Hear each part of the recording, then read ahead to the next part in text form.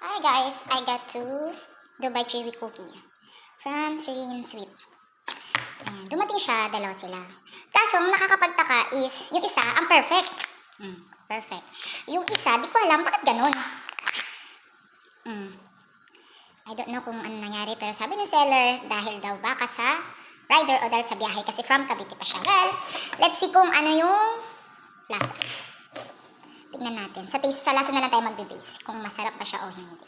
At saka kung crunchy siya. Kasi marami nagsasabing sarap daw. Sabi nga nung inorderan ko, balikan ko daw siya pag hindi masarap. Or masarap. Ayan. Hindi ko alam paano siya. Sige, mag-bite na lang ako.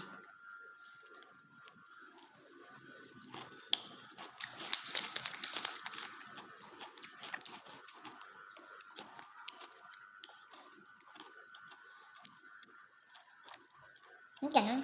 Parang lasang waffle. Ay, wafer pala. Tingnan mo yung pistachio. Ito.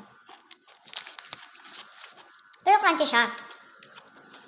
Crunchy mo itong. Hindi ko alam kung ganito ba talaga lasa o ay, nasa waffle lang eh. Ay, wafer. Ano? Kita nyo ba? Hindi nagpo-focus. Pero crunchy siya guys. Yung ano nga yung tawag doon? Yung kinafi ba tawag yan? Kinafi. Yung pistachio, hindi ko masyadong mataste. Kasi ang lasa ko sa kanya is lasang wafer. Yung wafer na ano,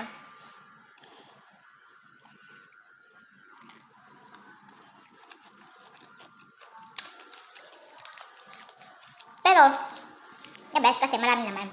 Kasi marami akong nakita na may ganito is, ano, konti lang yung ano nila, yung nasa feeling sa loob.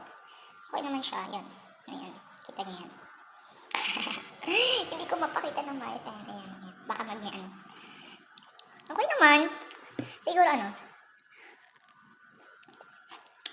Siguro, naiintindihan ko sa seller kasi, ano, madami sigurong order. Kaya, medyo ano isa. Ito isa perfect eh.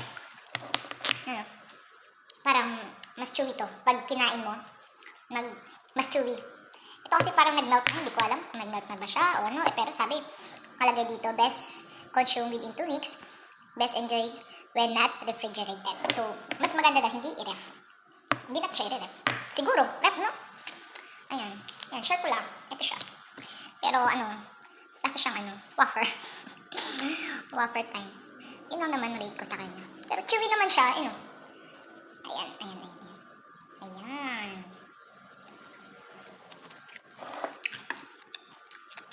Thank you, yun lang.